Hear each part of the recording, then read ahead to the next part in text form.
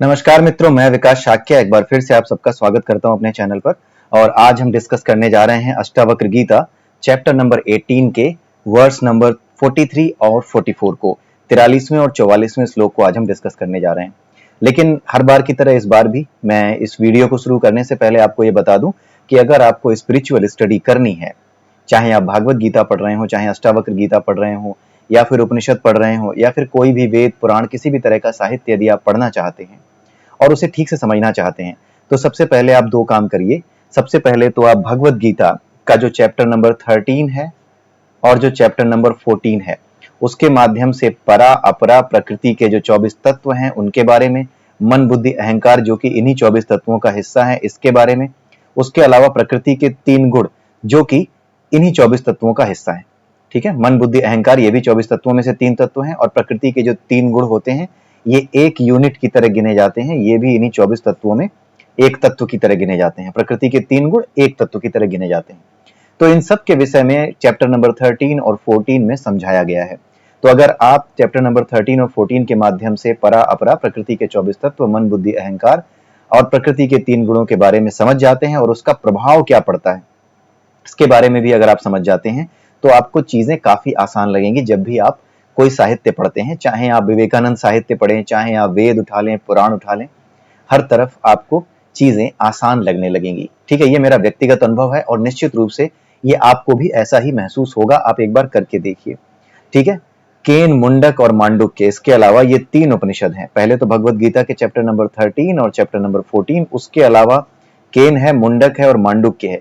ये जो 3 उपनिषद हैं, इन 3 उपनिषदों के बारे में भी आपको पता होना चाहिए, इनके बारे में भी आपको पढ़ लेना चाहिए। हैं तो बहुत से उपनिषद, लेकिन कम से कम ये 3 उपनिषद यदि आपने समझ लिए तो उसके बाद चीजें आसान हो जाती हैं। ये आध्यात्मिक स्वाध्याय के लिए काफी उपयोगी हैं। ठीक है, ये मेरा अपना अनुभव है जिसके माध्यम से मैंने चीजों को पढ़ा, समझा। हालांकि मैं आपको ये बता दूं कि इन चीजों को पढ़ने समझने के बाद कोई ये डिक्लेयर ना करे या फिर कोई भी ये ना समझे कि उसे पूरा ज्ञान हो गया। मैं आपको बता दूं कि किसी भी स्थिति में किसी भी तरह का स्वाध्याय आप करते हो, किसी भी तरह का योगाभ्यास आप करते हो, ठीक है, किसी भी तरह की जो ध्यान की विधियां हैं, कुछ भी आप करते हो, भक्ति योग, ध्यान योग, ज्ञान योग, कर्म योग, किसी भी योग का पालन आप करते हो, मैं आपको ये बता दूं कि किसी भी स्थिति में ये गुरु का रिप्लेसमेंट नहीं है। गुरु के बिना इन चीजों को किनारा नहीं मिल सकता। ये क्या है? ये आपका हाथ पैर मारना है। ये जो स्वाध्याय है ये आपके हाथ पैर मारने के बराबर है। लेकिन इस भव सागर में ये जो नदी है, जिस नदी में आप तैर रहे हैं, जिसे आध्यात्म की नदी आप समझ सकते हैं, ये किनारे पर आप तभी पहुंचेंगे इस नदी के जब तक आपको गुरु नहीं मिलता, तब तक आप किनारे पर नहीं पहुंच सकते। तो गुरु का रिप्लेसमेंट ये चीजें नहीं है, आपका हाथ पैर मारना है। ये स्वाध्याय, योगाभ्यास, कर्म योग, ज्ञान योग, ध्यान योग, भक्ति योग, जो कुछ भी है, जितने भी योग हैं, ये सब के सब केवल और केवल आप ये समझिए कि एक नदी के भीतर आप हाथ पैर मार रहे हैं। इससे अधिक ये कुछ नहीं है। इनका महत्व है, ऐसा नहीं कि इनका महत्व नहीं है, इनका महत्व है, क्योंकि ये आपके किसको शुद्ध करते हैं? अंतःकरण को शुद्ध करने का काम करते हैं। अंतःकरण यानी ये जो मनोमय कोश से जिसका सीधा संबंध होता है, जो आपके मनोमय कोश में वासनाओं को उत्पन्न करता है। ठीक है, तो ये जो अंतःकरण है जिसमें वासनाएं उत्पन्न होती हैं, इनको साफ करने की, साफ सफाई करने की जो विधियां हैं, ये यही योगाभ्यास है, यही स्वाध्याय है। इसी के माध्यम से आप उस मार्ग पर चलना शुरू करते हो, जिस मार्ग पर चलने के बाद आप इस लायक बनते हो कि आपको गुरु मिल सके। इसलिए ये कभी मत समझिए कि इनका महत्व नहीं है। इन सभी योगाभ्यासों का, स्वाध्याय का, वेद पाठ का, पुराणों को पढ़ने का, भागवत गीता को पढ़ने का, अष्टावक्र गीता को पढ़ने का बहुत महत्व है। यही महत्व है उनका कि वो आपको इस लायक बनाती हैं कि कोई गुरु आप पर कृपा कर सके। और वही प्रयास हमारे इस चैनल के माध्यम से रहता है। तो आइए देखते हैं verse number 43, chapter number 18, Ashtavakra Gita. ठीक है, इसमें यह कहा गया है कि जो कुबुद्धि पुरुष होता है वो शुद्ध अद्वैत आत्मा की भावना करता है। ठीक है, लेकिन मोहवश उसे नहीं जानता, इसलिए जीवन भर वो सुख रहित यानी दुखी। सुख रहित का मतलब होता है दुखी, यानी बिना सुख के रहना। वो सुखी नहीं हो सकता। अब सुखी होने का मतलब आपको समझना पड़ेगा, कुबुद्धि का मतलब आपको समझना पड़ेगा, अद्वैत आप जानते ही हैं। ठीक है, फिर भी एक बार हम रिपीट कर देते हैं। कुबुद्धि का मतलब क्या होता है? वो बुद्धि जो सत्य को स्वीकार करे। पहले तो ऐसी बुद्धि जो कि सत्य को स्वीकार करे और साथ में वो बुद्धि सदैव उसके स्वभाव में उतर जाए। किसी भी तरह का काम करने पर वो बुद्धि उसके स्वभाव के अनुसार काम करने लगे। वो जो उसकी गतिविधियां हैं वो उसका स्वभाव बन जाए, मतलब सोच करके धर्म ना किया जाए, स्वभाव ही हो जाए। जैसे सड़क पर कोई व्यक्ति अगर पड़ा मर रहा है तो उसकी मदद करने से पहले ये न देखे कोई व्यक्ति की इसकी मदद करूंगा तो कहीं किसी बवाल में तो नहीं फंस जाऊंगा, क्या मदद करूं, कैसे मदद करूं, क्या मुझे ये करना चाहिए, कहीं मेरे लिए कोई मुसीबत तो नहीं खड़ी हो जाएगी।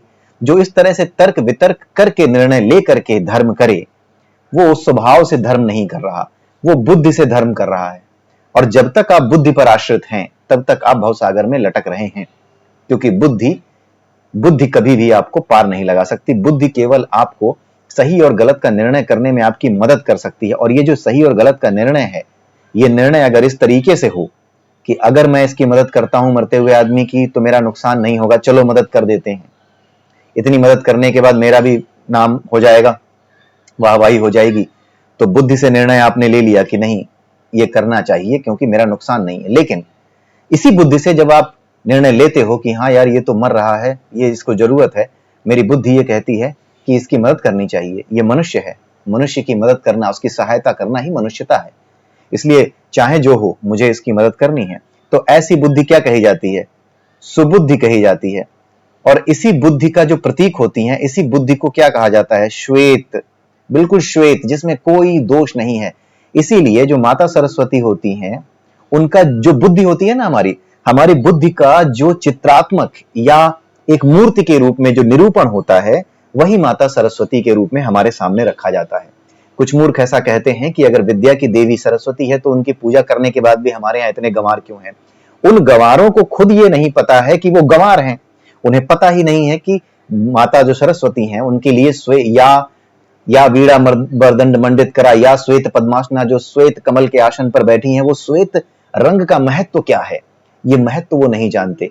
उन्हें श्वेत रूप में क्यों दिखाया जाता है? माता सरस्वती को जो तत्व है, जो बुद्धि, जो हमारी बुद्धि को धवल करती हैं, जिस देवी की मदद से हमारी बुद्धि धवल होती है यानी श्वेत होती है, जो हमारे स्वभाव में उतर जाता है, हमारा कर्म, हमारा धर्म हमारे स्वभाव में, हमारी करुणा हमारे स्वभाव में उतर जाती है। जब करुणा हमारे स्वभाव में उतर जाए, जब हमें स्वभाव से इस प्रकृति के साथ करुणा में योग हो जाए, करुणा के साथ हम कार्य करने लगे, किसी भी चीज के प्रति ये सोचना ही ना पड़े बल्कि स्वभाव से कर्म होने लगे कि हाँ मानवता क्या है उसके अनुसार हम सोचे नहीं कि हाँ ये करेंगे तो हमारा नुकसान फायदा क्या है, वो सोचे बिना जब स्वभाव से कर्म होने लगे। कुछ लोग होते हैं ट्रेन में बैठे हैं, जब उतरने का समय आया तब किसी व्यक्ति को कह दिया सर आप बैठ जाइए मेरी सीट पे, मतलब खुद से बचे तो धर्म करें।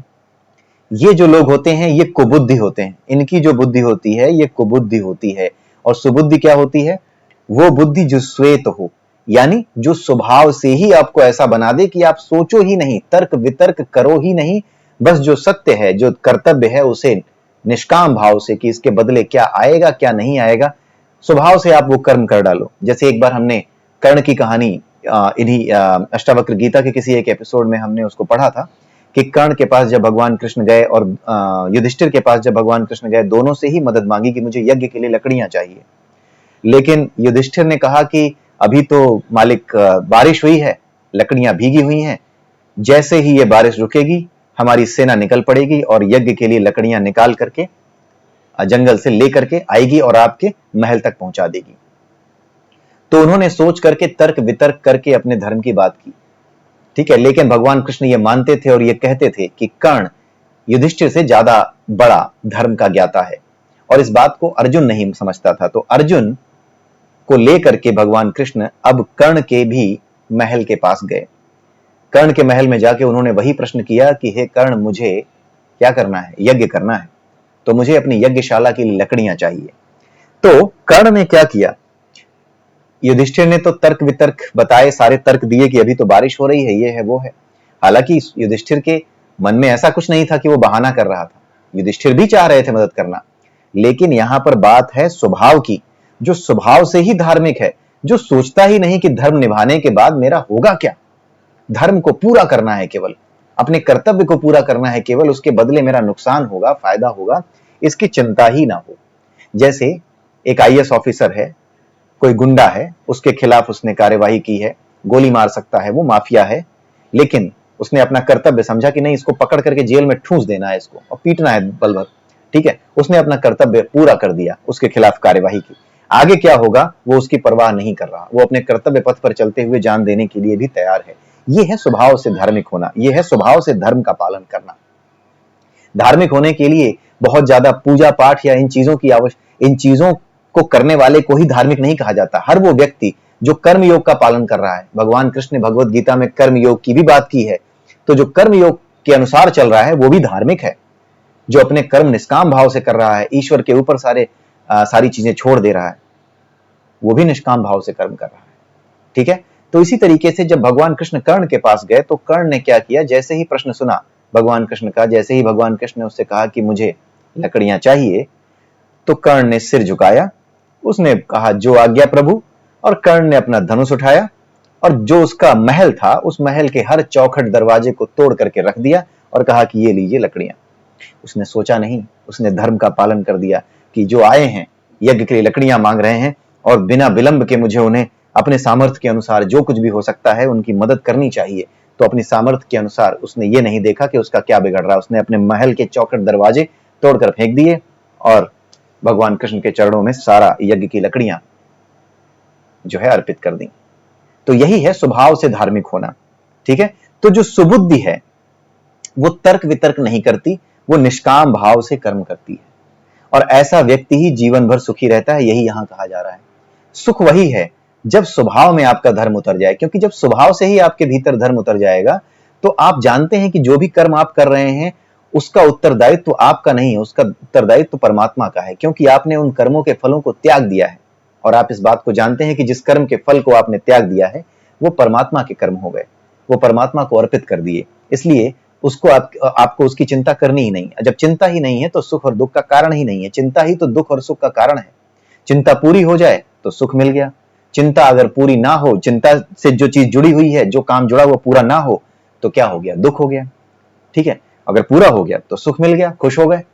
तो चिंता जहां पर है वहीं पर सुख और दुख है। और जो व्यक्ति स्वभाव से ही धर्म का पालन कर रहा हो, जिसे इस बात का फर्क ही ना पड़ रहा हो कि क्या होगा मेरा, जिसका स्वभाव ही ये हो, उसे कोई फर्क नहीं पड़ता, वो आनंद में जीता है।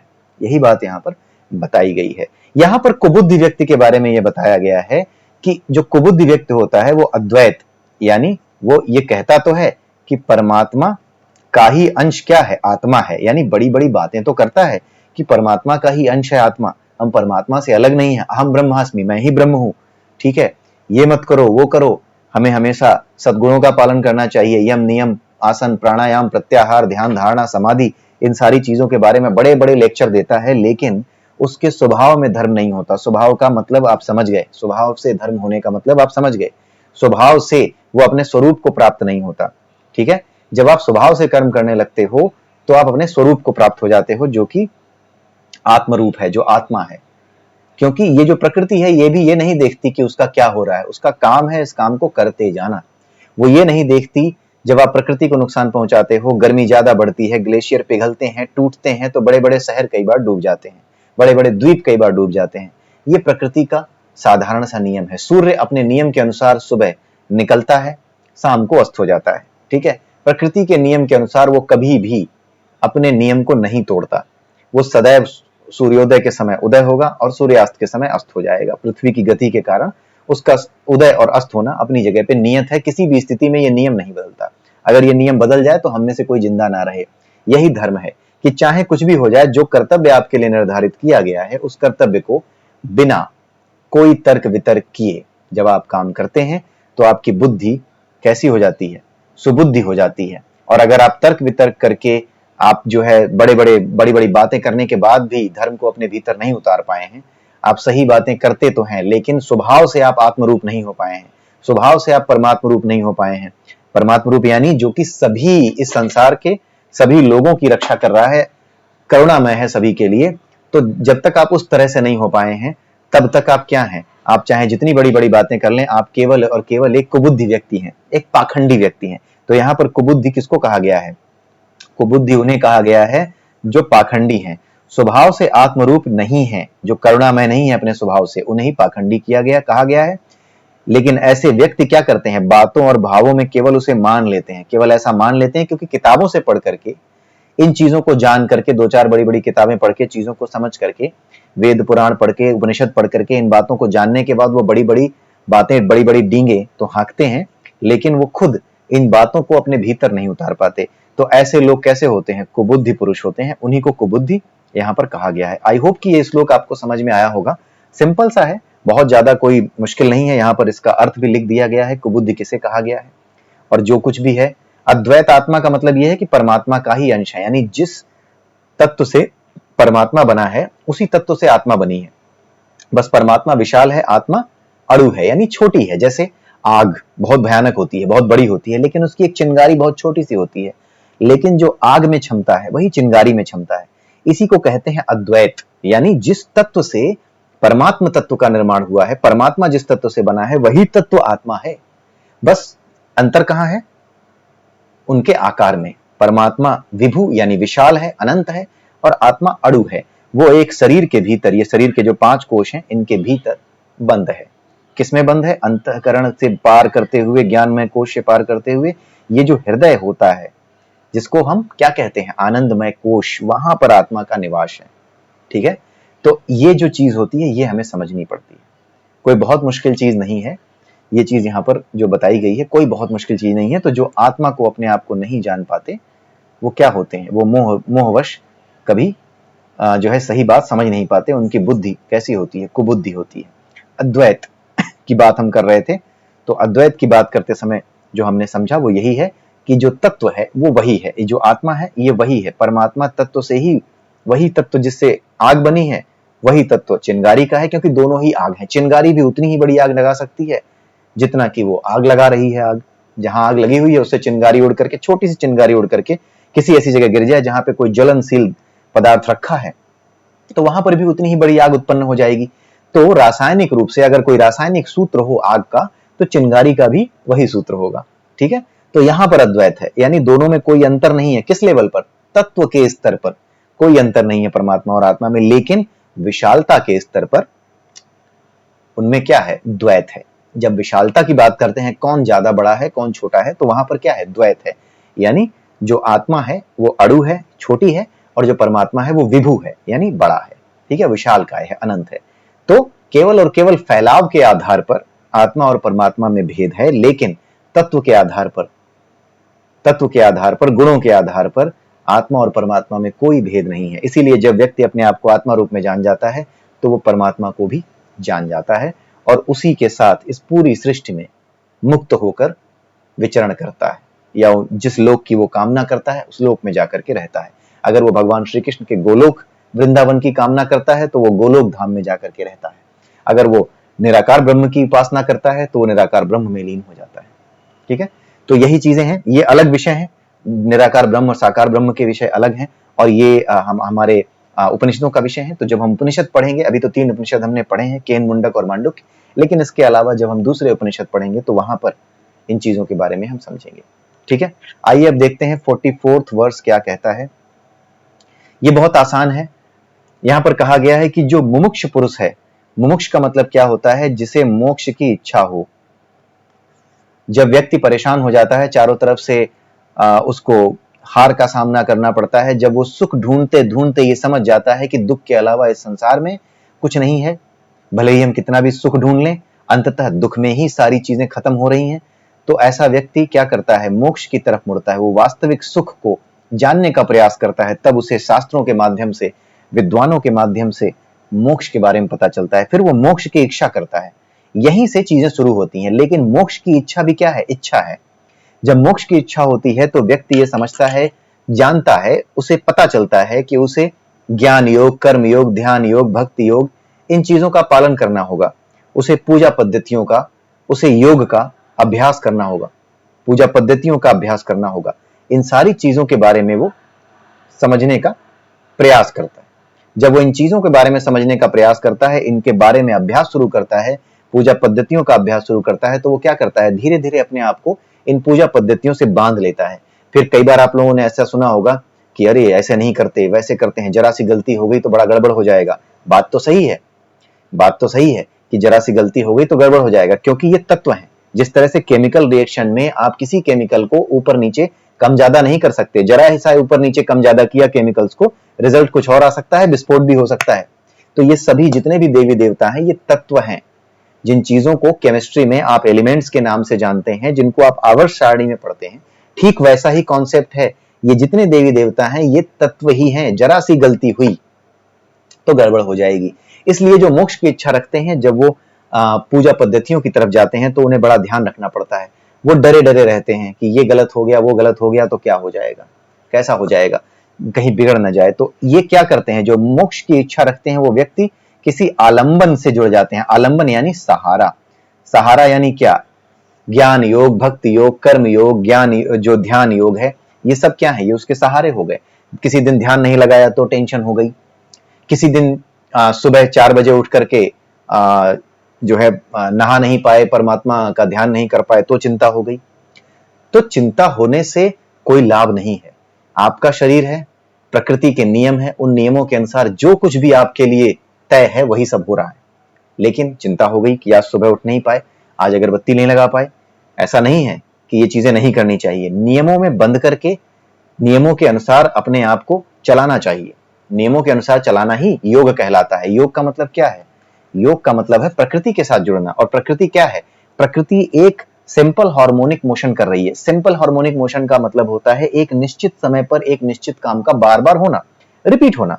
तो जब आप अपने जीवन में एक निश्चित समय पर ही अपने दैनिक क्रियाओं को करने लगते हैं, जैसे एक ही समय पर खाना खाना, एक ही समय पर उठना, एक ही समय पर सोना, उतनी ही मात्रा में खाना खाना जितनी मात्रा में आप खाते थे, अपने शरीर के अनुपात के अनुसार उतनी ही मात्रा में खाने की मात्रा बढ़ाना, ठीक है।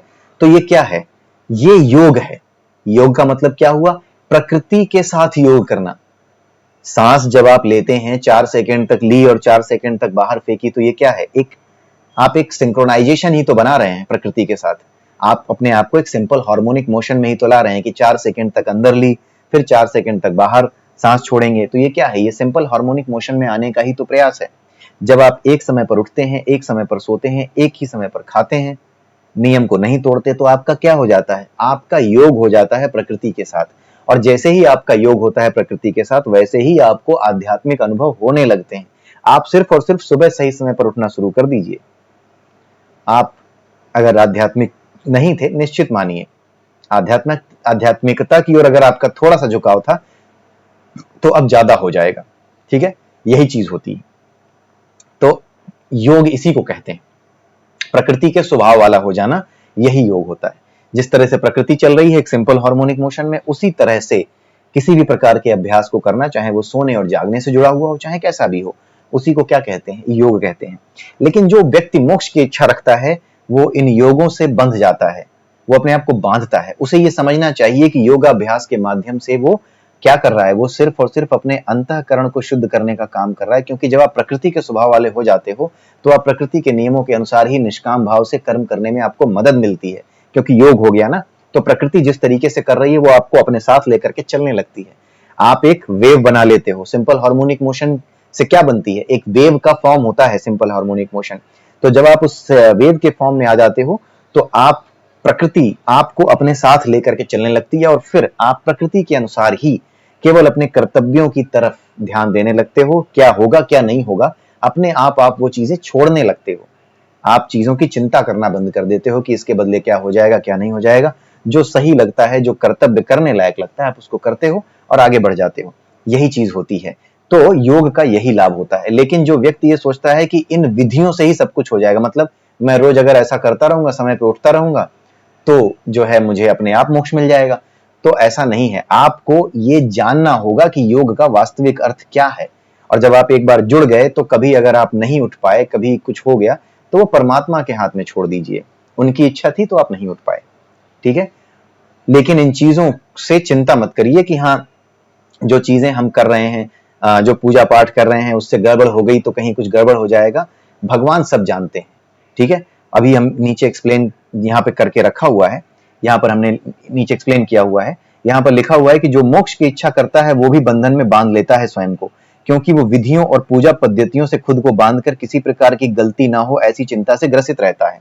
जबकि भक्ति के भाव में ईश्वर अपने भक्त के लिए बालक है। ये ध्यान से सुनिएगा कि जो भक्ति का भाव होता है, जब आप समर्पित हो जाते हो, जब अपने आप को समर्पण कर देते हो परमात्मा को, तो होता क्या है कि परमात्मा के प्रति जो समर्पित हो जाता है, परमात्मा के लिए वो एक बालक हो जाता है और परमात्मा भी उसके लिए एक बालक की तरह ही हो जाते हैं। वो उसके मित्र ही हो जाते हैं जो एक दूसरे की गलतियां क्षमा करते रहते हैं। लेकिन इसका मतलब ये नहीं है कि आप जानबूझकर गलतियां करें।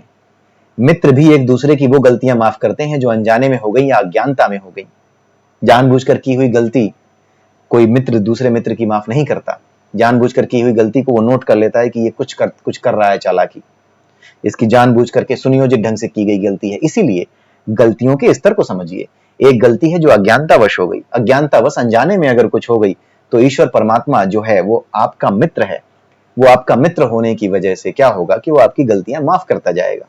वो जो ऊर्जा है, जो तरंग ऊर्जा है, वो आपको अपने साथ लेकर के चल रही है। थोड़ी बहुत अगर वो तरंग ऊपर नीचे हुई भी तो बाद में वो उसी फेज में आ जाएगी, क्योंकि आप तो ध्यान रखते ही हो, तो अपने आप वो उस फेज में आ जाएगी और आपको फिर से अपने साथ लेकर के आगे चली जाएगी। ठीक है, उसके लिए कुछ प्रायश्चित की विधियां कुछ बताई जाती हैं, तो जो विधियों पे ध्यान देते हैं वो उन प्रायश्चित की विधियों पे चले जाते हैं। लेकिन जो ईश्वर के प्रति भक्ति भाव में समर्पित हो जाता है, उसके लिए ईश्वर एक मित्र की तरह हो जाते हैं। जैसे मित्र एक दूसरे मित्र की अनजाने में की गई गलतियों को माफ कर देता है। भाई, मैं अपने दोस्त के साथ बैठ करके चाय पी रहा था, मेरे हाथ से चाय का गिलास गिर गया गलती से, तो ये क्या हो गया, ये गलती में हो गई। ठीक है, ये गलती से हो गई, मैंने जानबूझ के नहीं किया, गलती से हो गया, अनजाने में हो गया, या ध्यान नहीं दिया इसलिए हो गया। तो इस गलती को मेरा दोस्त ध्यान नहीं रखेगा।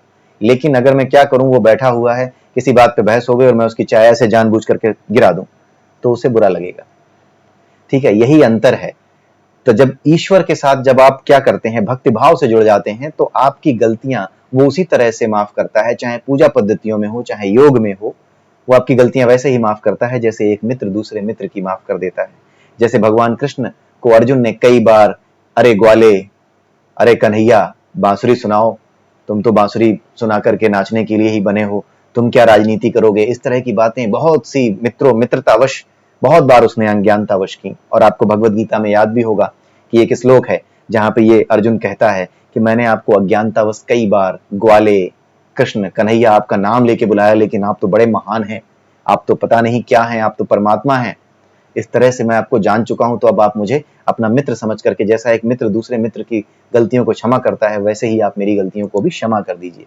तो यही आपको समझना है कि जो व्यक्ति पूजा पद्धतियों में गलती कर देता है लेकिन वो भगवान के प्रति समर्पित है, उसे चिंता करने की आवश्यकता नहीं है। वो गलतियां जानबूझकर ना करे। अभी हमने उदाहरण समझ लिया, गलती हो गई कोई बात नहीं, उसमें चिंता करने की आवश्यकता नहीं है, लेकिन जानबूझकर गलतियां ना करें। जानबूझ के गलतियां कौन करता है? जानबूझ के गलतियां वो करता है जिसके मन में लालच है, जिसके मन में द्वेष है, जिसके मन में वासना है, व्यसन है, जिसके भीतर वासनाएं हैं कि मुझे ये चाहिए। वो क्या करते हैं ऐसे लोग कि अगर मुझे कोई चीज चाहिए लेकिन परमात्मा तो कहते हैं ऐसा नहीं करना चाहिए, तो वो उपाय ढूंढते हैं कि हम गलती भी कर लें और धर्म भी रह जाए, हम अपने मन की भी कर लें और धर्म भी रह जाए। तो ये प्रपंची लोग जो है ये फंसे रहते हैं इस संसार में। ठीक है, तो जो व्यक्ति मुमुक्ष है वो क्या करता है, उसकी जो बुद्धि है वो आलंबन के बिना नहीं रहती, यानी किसी न किसी सहारे को चाहती है, यानी पूजा पद्धतियों से, इन चीजों से बंध जाती है। लेकिन जब व्यक्ति भगवान के प्रति समर्पित हो जाता है, परमात्मा के प्रति समर्पित हो जाता है, तो उसकी बुद्धि बधी नहीं होती, वो स्वतंत्र हो जाती है। वो जान जाती है कि चारों तरफ परमात्मा ही है। ठीक है, डरने की कोई बात नहीं है, वो मेरा मित्र है, परमात्मा मेरा मित्र है, गलती हो भी गई है तो कोई बात नहीं। जानबूझकर गलतियों से वो बचता है, वो जानबूझकर नहीं करता, अनजाने में हो जाती है। ठीक है, तो यही चीज यहां पर बताई गई है।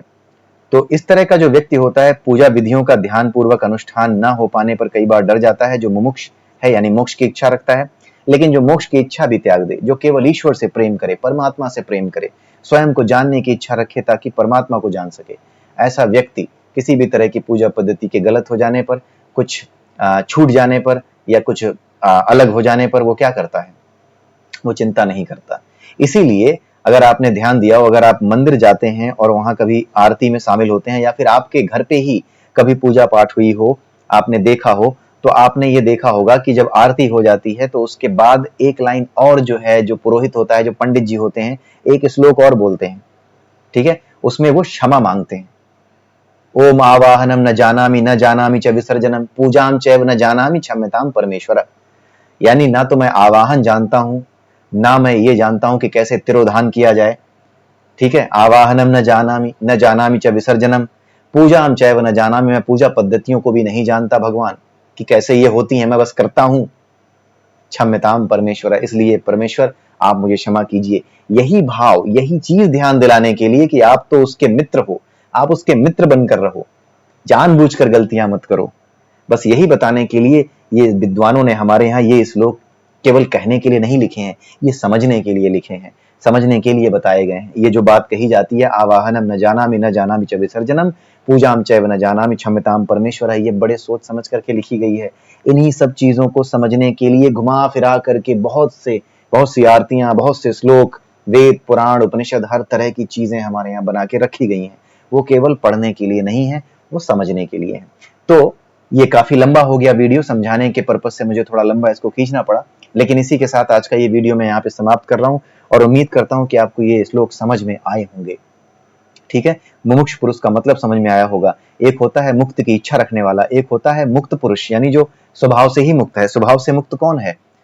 जो चिंता ही ना करे, जो ये जान जाए, इस स्वभाव को जान जाए कि परमेश्वर यानी परमात्मा वो तो मित्र है, जिसके साथ जानबूझकर गलती नहीं की जा सकती। अगर मैं किसी योग में स्थित हूं, कोई पूजा पद्धति पकड़ी है, कुछ भी, तो फिर एक दिन क्या होता है, जब वो अपने आत्म रूप को जान जाता है, तो फिर ये पूजा पद्धतियां वो करे ना करे उसे कोई फर्क नहीं पड़ता। क्यों? क्योंकि उसका पूरा का पूरा समय पूजा में ही जाता है। आप तो कुछ लोग होते हैं, वो तो मंदिर जाते हैं तभी पूजा करते हैं, लेकिन जो व्यक्ति मुक्त हो जाता है, मुक्त पुरुष यानी शरीर में रहते हुए ही जो मुक्त है, मरना नहीं पड़ा, शरीर में रहते हुए ही जो मुक्त है। मुक्त कौन है? जो उसके स्वभाव वाला है, जिसके ऊपर प्रकृति के 3 गुणों का यानी सत रज और तम, जिसकी वजह से ये मनोमय कोश में तरह तरह की वासनाएं इकट्ठी होती हैं। उन वासनाओं की वजह से इसकी ऊर्जा में परिवर्तन आता है। ये जो परिवर्तन है, जब ये क्या हो जाए, इस परिवर्तन का होना बंद हो जाए, ठीक है, और सारी वासनाएं समाप्त हो जाएं, यानी इसकी जो ऊर्जा होती है मन की, EM, ये जब 0 हो जाए, तो आपकी जो कांस्टेंट ऊर्जा है, ये वाली जिसे आत्मा कहते हैं, ये क्या है? ये तो कांस्टेंट है। यही कांस्टेंट ऊर्जा जब ये E प्लस EM जो होता है ना, ये हमारी जीवात्मा की रिजल्टेंट ऊर्जा होती है। ER is equal to EC plus EM। ये EM जो होती है ना, ये जो मन की है, अंतःकरण की, यही ऊर्जा बदलती रहती है। क्यों बदलती रहती है? क्यों?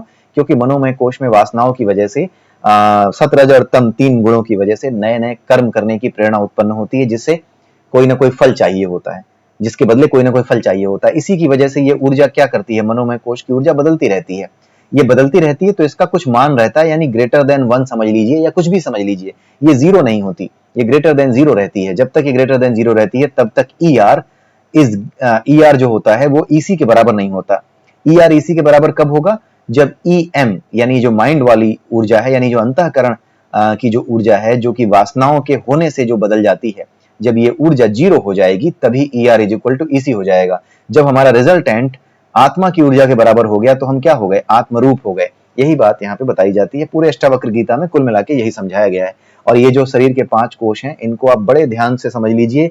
और ये जो ऊर्जा का इक्वेशन है, ये जो हमारी चेतना है, ये ऊर्जा ही है। इसके बारे में आप बड़े आराम से उपनिषदों में प्राप्त कर सकते हैं कि जो ये चेतना है, ये जो ऊर्जा है, यही ऊर्जा चेतना है, परमात्मा है। इसी परमात्मा की चेतना से ही आत्म तत्व रूपी चेतना हम सबके भीतर विद्यमान है, और उसी के कारण हम सब चलते हैं, उसी के कारण हम जीते हैं। ठीक है, तो यही चीज यहाँ पर बताई गई है। ठीक है, आइए अब देखते हैं अगले वीडियो में। तो आज का वीडियो हम यहीं समाप्त करते हैं, अगले वीडियो में फिर मिलेंगे। तब तक के लिए नमस्कार। जय श्री राम, जय श्री कृष्ण, जय श्री राधे।